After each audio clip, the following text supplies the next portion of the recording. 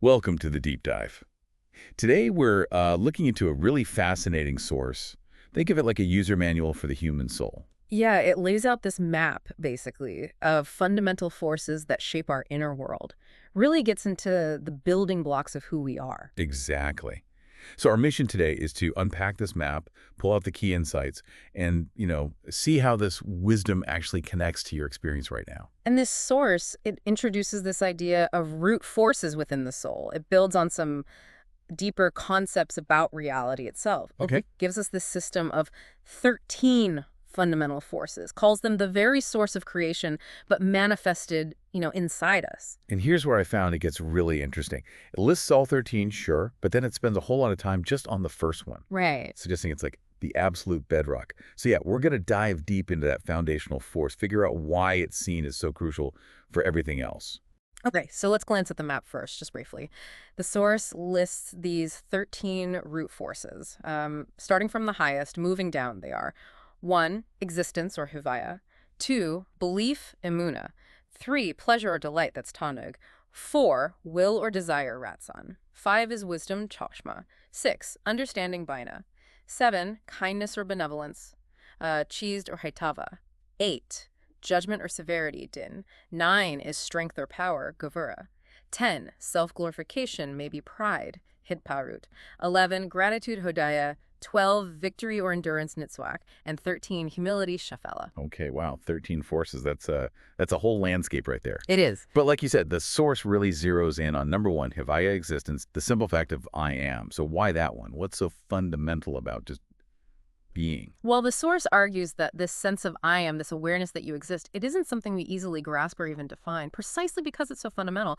The discussion really grapples with a basic but pretty deep question. How do you actually know you exist? Right, you think that's obvious, isn't it? Like, I think, therefore I am, that whole thing. The source actually pushes back on that. It describes thinking as too external, maybe, like a movement happening inside you, but not the core you. Ah, okay, a function, not the source. Exactly. And it's not just about feeling things, either, feeling hot or cold. That's just another sensation happening too. It's not the core awareness of who is doing the feeling. So not thought, not feeling.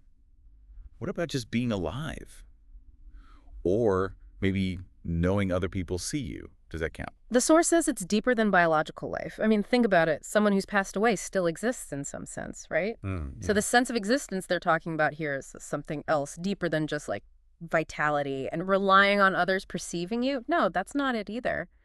What if you were totally alone? Would you stop existing? Or stop knowing you exist? No, of course not. Right, so the source says no. And it's also different from imagination. Okay, so if none of those things define this core I am, what is it? Is it just some abstract idea? Not abstract, no, but primal. Definitely primal. The source describes it as a distinct root force within the soul. It's separate from thought, feeling, anything else on that list we just read. Huh. It's posited as the actual root or the ground for all those other forces. Trying to define it with words is, it's really hard. Maybe like trying to describe the taste of water or the color red or love. Just know it directly. Exactly. You know it directly, but language kind of falls short. It's a primary awareness, not something you figure out through other stuff. That makes sense. It's so basic you can't really step back and look at it because you just are it. Mm-hmm. But, okay, this brings up a big question then. If this I am is the absolute root, why don't most of us walk around feeling deeply connected to it all the time? Why isn't it just obvious in our daily lives? That's exactly the point the source makes, and it's quite striking. It says, look, everyone intellectually knows they exist, of course, but we're rarely consciously connected to this root force day to day. We're operating higher up. Yeah, we tend to live and operate from those higher up forces on the list. Our thoughts, our desires, ratsan, our fleeting pleasures, te anug. The source uses this analogy, like focusing only on the branches and fruit of a tree. While ignoring the trunk and roots. Exactly. Completely disconnected from the trunk and root that actually sustain them. The awareness might be deep down there, but it doesn't often bubble up into our active consciousness. And what happens because of that? Yeah. What are the consequences of being disconnected from the root? like that? Because it sounds like it could have some pretty big implications. Oh, it does. The source argues this root disconnection is a major reason why our constant drive to, expand ourselves, getting more money, bigger house, seeking pleasure, even acquiring knowledge, why it can feel less effective, or sometimes just hollow. How so? Because if you're not consciously connected to the core I that you're trying to expand, what exactly are you expanding? Right, like trying to stretch something without actually holding on to it. Yeah, precisely. The source uses this example of buying something simple, like a sofa. Is it just about satisfying a physical desire? Or is it a tool being used by a connected self? Someone who genuinely wants to expand their experience or create a more comfortable space. I see. The difference is whether you bring that conscious I with you into the experience.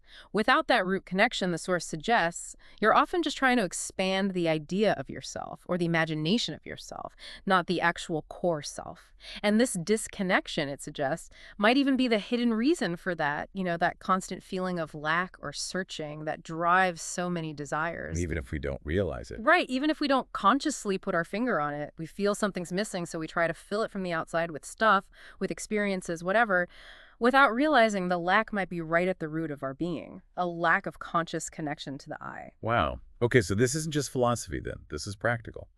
How does the source say we actually use this force? How do we, connect to it? Yeah, definitely practical. The source really emphasizes this knowledge shouldn't just be theoretical, like, oh yeah, I exist. It needs to be active, a conscious source of connection that forms the base for everything else. And ideally, consciously connecting to this core I am should bring a deep sense of pleasure or delight. Remember, tanug, the third force. Yeah, pleasure delight. It should connect to that. The source says if connecting feels kind of external or dry, or it doesn't bring this internal sense of, well, goodness, you're probably still just accessing it intellectually. Like drinking tap water versus spring water. Exactly that analogy. Like drinking tap water versus drawing from a living spring. The connection needs to be felt, like as part of your very being. Okay, so how do we do that? What are the steps? Well, the source gives a couple of practical things. One is simply dedicated quiet time. Just sitting. Yeah, setting aside moments to be still, quiet the noise in your mind, and just focus on the awareness. I am. You could repeat the phrase silently, or even, as the source suggests, sort of breathe it in. Internalize the idea like, inhale, I am. Feels simple? Maybe too simple. It might feel simple, or maybe even a bit strange at first, yeah. But the idea is it builds that conscious connection to the core. It strengthens that muscle, so to speak. Okay, that's one practice. What's the other one? The second key practice is using this connection during moments of turmoil. Oh, okay. So when you feel confused or overwhelmed, stressed, scattered, fundamentally mixed up by conflicting thoughts and feelings, pause. Just stop. Stop. Take a deep breath and return to that simple awareness. I am. Ah, like hitting a reset button. When everything's chaotic, you just go back to the most basic, stable point you have. Exactly. That's a great way to put it. The source likens it to the soul returning to its source.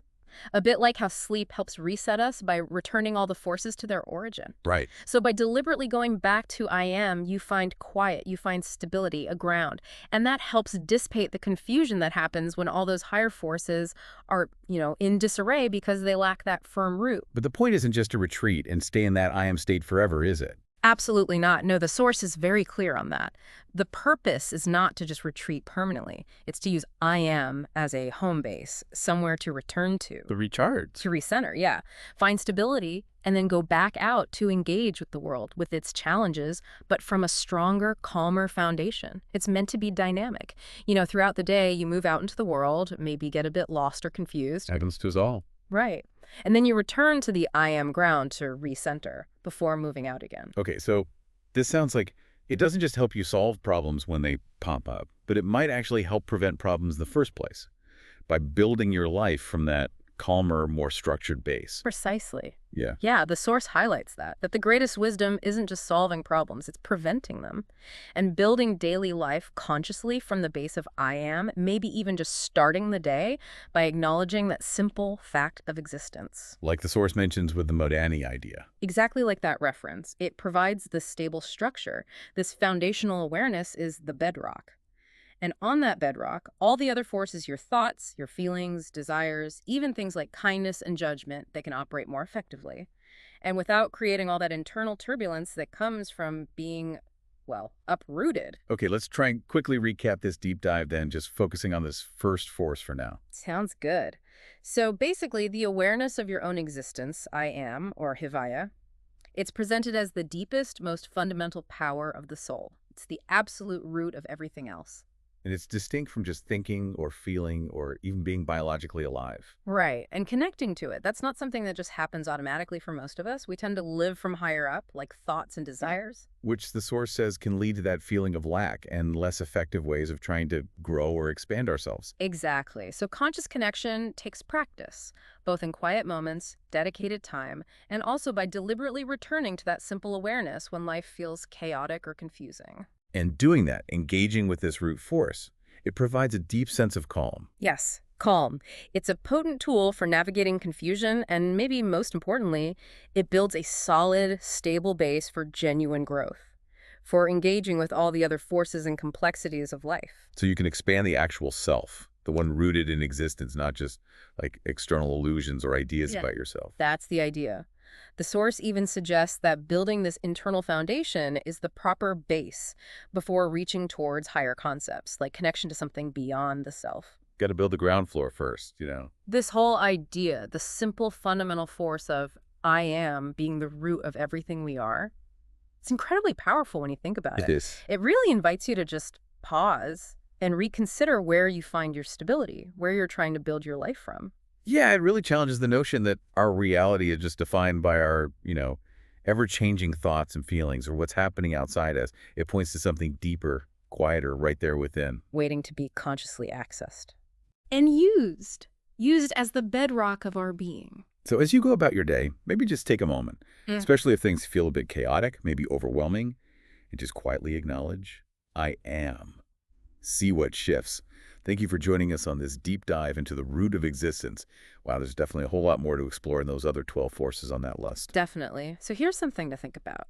If that simple awareness, I am, really is the root of all your other soul forces, how might consciously connecting to it, even just for a few moments each day, subtly begin to reshape how you experience everything else, your thoughts, your desires, your reactions to the world around you?